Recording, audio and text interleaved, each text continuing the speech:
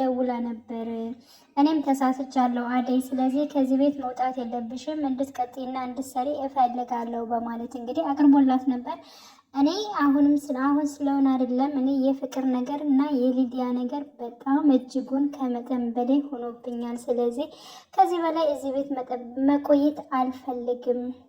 ነገሮችን እስከማስተካከልና እንዲሁም ደግሞ የእናትህን ሀሳብ ለማሳካት ነበረ ይህ ሁሉ ጊዜ የቆየሁት። ግን አሁን ላይ እጅግ በጣም ስለመረረኝ እኔ ደሞዜን ነው የምፈልገው። ለድላላ ከፍዬ ከሌላ ጋር መግባት እችላለሁ፣ መስራት እችላለሁ። አሁን ግን ደሞዜን እፈልጋለሁ፣ እንድሰጡኝ እፈልጋለሁ በማለት እንግዲህ ጠይቃለች። ባርኮኔም ስራ ቦታ ተደውሎበት ስለነበረ ወዲያውኑ ወጥቷል። እሺ በቃ ነገሮችን አመቻቻለሁ፣ ለጊዜው ኤላ ቤት ሁኚ በማለት እንግዲህ ባርኮኔ ተናግሯል። እናንተ ወርወራችሁ የጣላችሁኝ ለምንድን ነው? ባርኮኔስ እሱስ ምን እንዳለበት በማለት እንግዲህ ተናገረች ማለት ነው። ባርኮኔ ወዲያውኑ ወጥቶ ወደ ስራ ቦታ ሄዱ። ኤላና እንዲሁም ለምለም ወደ ቤት ተመልሰዋል። እንግዲህ ስጨርሽ አደይ መንጣት ትችያለሽ በማለት እንግዲህ ያው ኤላ ፈቅዶላታል ማለት ነው ከነሱ ጋር እንድትሆን። አደይ ወደ ኋላ ቀርታ ነበር። እኔ የማናገራት ነገር አለኝ ከፍቅር ጋር ብዙ ነገሮች የምጠይቃቸው ነገሮች አሉኝ፣ እሱን ደግሞ እሷ ትመልስልኛለች። ስለዚህ እናንተ ሄዱ እኔ ቆያለሁ በማለት እንግዲህ አደይ ያው ፍቅርን በጣም ጠምዝዛ ማለት ነው ጸጉሯን ይዛ ምን ብታደርጊና ምንስ ብሰጪው ነው በቀለ ይሄን ነገር በኔ ላይ ሊዋሽ የቻለው? ለምንድን ነው? ምንስ አድርጌሽ ነው እንደዚህ ሁሉ ነገር ስተት የምትሰሪው ከኔ ጋር በማለት እዛ ስታስጨንቃት ነበረ። ፍቅርም እንግዲህ በቀለ ያው ዋናው ብር ነው፣ ብር ከሰጠሽው ምንም ነገር ያደርጋል። የሰፈሬ ልጅ ስላወቀች ስለሚወድሽ ምናምን የሚል ነገር የለም። ብር ከሰጠሽው ግን የፈለገውን ነገር ማድረግ ይችላል። ስለዚህ ከፍየው ነው በማለት እንግዲህ ነግራታለች ማለት ነው። በራሴ ደግሞ ዜኔም ብርንም ወስደሽ እንደገና ለሱ ሰተሽ እኔን እንደዚህ ያደረግሽኝ ለምንድን ነው እያለች በጣም ተጭናንትን እያለች ነበር። ሊዲያም መጣች። ይቺ ቀበጧ ፍቅርን እሰይ ደግ አደረግሽኝ አደይ፣ እንደውም በደንብ ያዥልኝ በጥፊ ልበላት እያለች እሷን በጣም እንትን እያለች ነበረ ማለት ነው። ልክ ከሷ ጨርሳ እንደገና ስትወጣ ዴቭ ጋር አግኝተው ነበር። ዴቭ ደግሞ በጣም ሰክሮ እየተንገዳገደ ነበረ። በቃ ክላስ ላድርስ በማለት እንግዲህ ወደ ክላስ ወስደው ነበር። አደይ ከወሰደችው በኋላ ደግሞ አብረሽኝ ሁኚ እያለ በጣም እየተሟዘዘ ነበር ዴቭ ማለት ነው።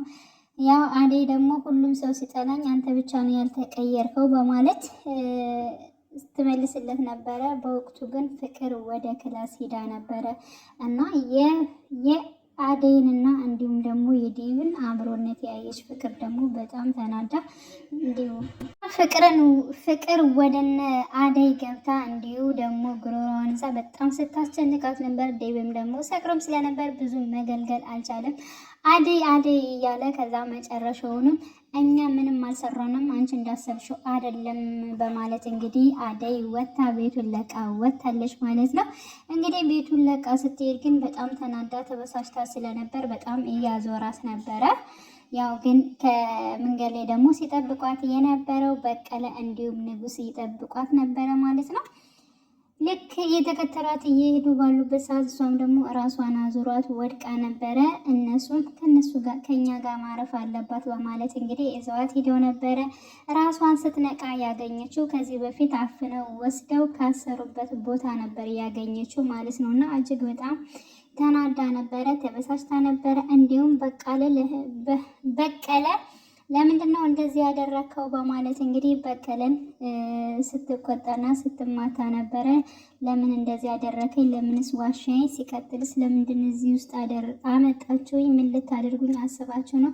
አንተ ንጉስ እወድሻለሁ አፈቅርሻለሁ ትል አይደለ ወይ? ለምንድን ነው እነሱ ይሄን ያክል ነገር ሲሰሩብኝ አንተ ዝም ብለህ የምታየው? መውደድ ማፍቀር በቃ ዝም ብሎ ባፍ ነው ወይ? ለምንድን ነው በተግባር የማታሳያቸው? በማለት እንግዲህ አደይ ንጉስ ላይ እንዲሁም በጣም የጮኸችበት ነበረ።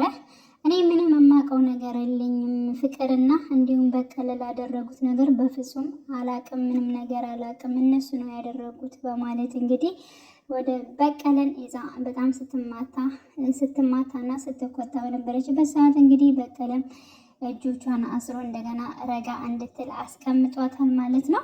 እንዲሁም ረጋ ካለች በኋላ ፍታኝና መሄድ እፈልጋለሁኝ በማለት ያው ንጉስን ታስቸግረዋለች። ንጉስ ደግሞ በውበቷና እንዲሁም ደግሞ ስለሚወዳት ስለሚያፈቅራት በጣም እየተጠጋት ነበረ።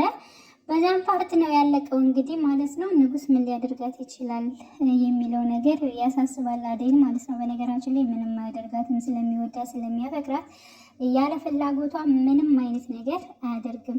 በፊትም እንደዚህ ጠልፈው ውሰዳት ያለችው ፍቅር እሷ የምትፈልገው እንደዚህ ነው፣ የእሷ ባል እንደዚህ ነው ብላ ስለተናገረች በቃ እሷን ምናልባት በዚያ ቢሆን እሷን ሊያስደስታት ይችላል የሚለውን እዞ ነው እንጂ በእርግጠኝነት ከእሷ እንትን ነው የሚሆነው ማለት ነው። ስለዚህ ምንም አያደርጋትም ብዬ ነው የማስበው። ሌላው ደግሞ እንግዲህ ያው ኤላ ለለምለም ባርኮቴ እንደሚወዳት እንደሚያፈቅራት አደይን ማለት ነው በመጀመሪያ ስለ አደይ ጸባይ ጠይቋት ነበረ።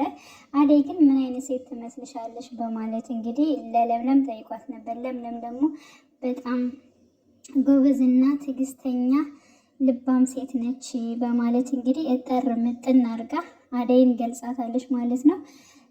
እና ለምንድን ነው የጠየቀኝ ምን አስበ ነው በማለት እሷም መልሳ ጥያቄ ጠይቀው ነበረ። አይ እንደዚሁ ዝም ብዬ ነው በማለት ቆይቶ ነበረ። ግን ደግሞ እንድትነግረኝ እፈልጋለሁ የሆነ ነገርማ ብትጠረጥር ነው እንደዚህ የጠየቀኝ በማለት እንግዲህ ለምለም እንትን ብለዋለች ማለት ነው። በስተመጨረሻም እንግዲህ ባርኮኒ በጣም ነው የሚወዳት አደይን በማለት እንግዲህ ነግሯታል።